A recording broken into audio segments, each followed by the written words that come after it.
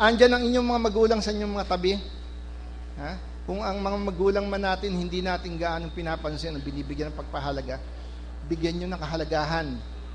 Sapagkat darating ang panahon, hindi lahat ng panahon kasama nyo sila. Dadating ang panahon, pag ang kanilang mga buhay ay dumating na sa hangganan, makikita nyo ang kahalagahan nila sa inyong mga buhay. Kaya nga mga kapatid, kung tayo binigyan ng Panginoon ng mabuting kabuhayan, tayo binigyan ng Panginoon Diyos ng magandang kapalaran, at tayo'y tinulungan ng Panginoon Diyos sa lahat ng ating mga lakad. Huwag natin ipagmalaki. Huwag natin ipagmamalaki. Sapagkat ano ang nasa sa iyo na di mo tinanggap mula sa Panginoon Diyos? Ang lahat ng bagay nito tinanggap natin sa Panginoon Diyos. Kaya't kung tayo'y lalakad ng may taglay na pananampalataya sa Panginoon Diyos, kung tayo'y lalakad na ang ating buong pag-asa, ang ating buong puso at pag-iisip ay nakaukol sa Panginoon Diyos. Ano sabi ng Panginoon Diyos sa aklat ng Kawikaan sa 3:5? Tumiwala ka sa Panginoon ng buong puso mo at huwag kang manalig sa iyong sariling kaunawaan. Mas higit ang kaunawaan ng Panginoon Diyos kaysa sa atin. Tayo bilang mga tao, may hangganan ng ating mga kaisipan. May hangganan ng ating mga nalalaman. Hindi pareho ng Panginoon Diyos na walang hangganan ang kanyang kaisipan. Tayo mga tao, nilalang ng Diyos, meron tayong mga limitasyon sa bawat ating mga pagkilos, sa ating mga gawain, bagay sa ating pamumuhay. Kaya sabi ng Panginoon Diyos, lumakad ka at tumiwala ka sa Panginoon ng buong puso mo.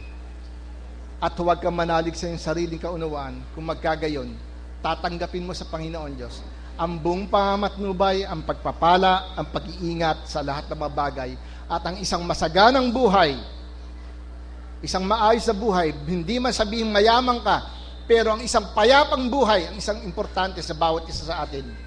Kung nakikita niyo mga kapatid, nararanasan niyo sa inyong buhay, sa kabila na kayong mahihirap, sa kabila na tayong mga nagtataglay ng kahirapan sa ating mga buhay, pero yung kapayapaan ng ating sambahayan, kailanman hindi matutumbasan yan ng anumang salapi, ng anumang kayamanan sa lupa.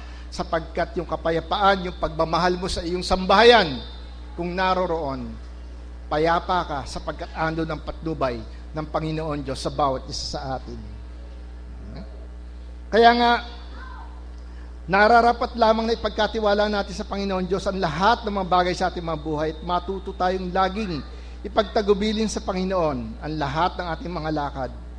Ang mga bagay na dapat nating gawin sa pamamagitan ng pagpapasalamat at sa paghingi ng pamamatnubay sa ating mga buhay.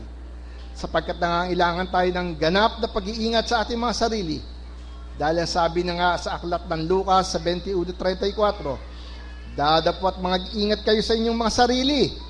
Baka mga lugmok ang inyong mga puso sa katakawan at kalasingan at sa mga pagsusumakit sa buhay na ito, at dumating bigla sa inyo ang araw na iyon na gaya ng silo. Pinapag-iingat tayo sa ating mga pamumuhay. Ha? Sabi at bilin sa atin ng Panginoon Diyos, huwag tayong mawili, o huwag nating bigyan ng buong panahon ang ating paghahanap buhay lamang, o yung ating ikabubuhay lamang. Bigyan natin ng panahon ang ating Panginoon Diyos. Sapagkat sa Panginoon Diyos nang gagaling ang ating mga biyaya, ang ating mga pagpapala, maging ang ating buhay at kalakasan. Pag ang hininga natin ay nawala sa atin, ano pang kalakasan na magagamit mo? Hindi ba yung hininga ng buhay nang galing sa Panginoon Diyos? Hindi ba itong ating mga pangatawan, itong ating kalakasan nang galing sa Panginoon Diyos? Anong bagay ang hindi nang galing sa Panginoon Diyos? Anong nasa sa atin na hindi pinagkaloob sa atin ng Panginoon Diyos? Buhay at kalakasan, maging ang ating mga kabuhayan, pinagkaloob lahat yan, Panginoon Diyos. Maging ang ating mga sambahayan, ipinagkaloob yan sa atin ng Panginoon Diyos. Kaya wala tayong maipagmamalaking anuman sa Panginoon Diyos. Kaya mga kapatid, lagi nating alalahanin at bigyan ng panahon ang ating mga paglilingkod sa Panginoon Diyos, at huwag tayong laging maging busy sa ating dahil sa ating mga paghahanap buhay, malimutan natin yung ating tungkulin sa harapan ng Panginoon Diyos.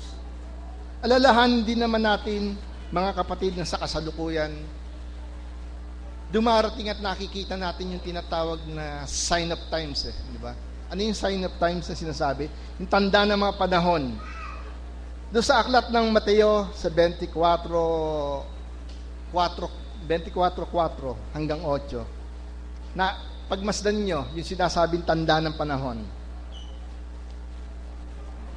At sumagot si Jesus at sinabi sa kanila, "Mangag-ingat kayo na huwag kayong mailigaw ninuman, sapagkat marami ang magsisiparito sa aking pangalan na mga nagsasabi, ako ang Kristo, at ililigaw ang marami. At mga karirinig kayo ng mga digmaan at mga alingaw-ngaw ng mga digmaan. Ingatan ninyo na huwag kayong magulihanan, sapagkat kinakailangan ito'y mangyari, dadapat hindi pa ang wakas. Sapagkat magsisitindig ang bansa laban sa bansa at ang kaharian laban sa kaharian, at magkakagutom at lilindol sa iba't ibang dako. Dadapwat ang lahat ng mga bagay ito'y pasimula lamang na kahirapan. Lahat ng uri ng mga kalamidad dumadating sa atin sa panahong ito. Hindi lamang sa ibang bansa, kundi maging sa ating bansa, sa ating bayan man. Ano dulot ng mga bagay na ito sa ating mga buhay? Pawang kahirapan. Pawang kahirapan sa ating mga pamumuhay.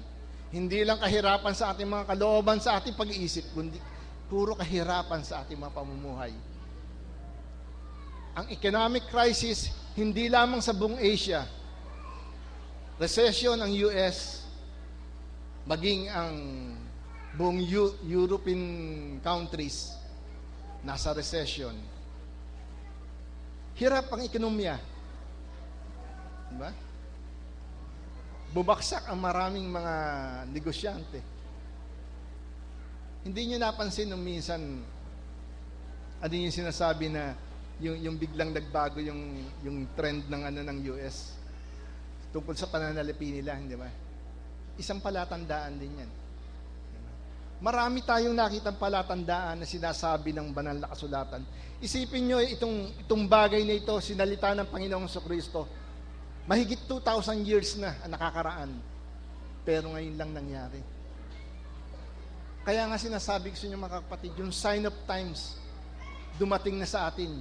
At dapat natin malaman, yung mga nakikita natin, yung mga nararamdaman natin, yung mga nababalita natin, paglindol sa iba't ibang dako, na libu-libong taong namamatay dahil dito, at pumipinsala na maraming uri ng mga kabuhayan ng bawat isa sa atin, at nagdudulot ito lang, iba yung kahirapan sa bawat isa sa atin, sa ating mga kababayan, baging sa mga ibang tao sa ibang bansa. Dumadating yan.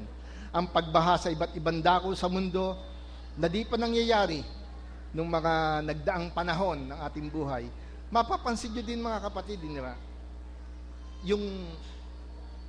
Yung paglindol, nung araw, nung kami mga bata pa, como ang bahay namin, yung pinaka-flooring namin, ano lang, yung pinatigas na lupa, yun ang pinaka-flooring ng bahay kasi nung araw, no? Tapos yung taas nyo, yun ang kahoy.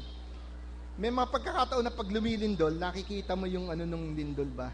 Umaandar na ganun yung lupa, gumaganon-ganon. Pero kung mapapansin nyo, ang intensity ng lindol ng mga panahon na yon, mahihina. Di ba?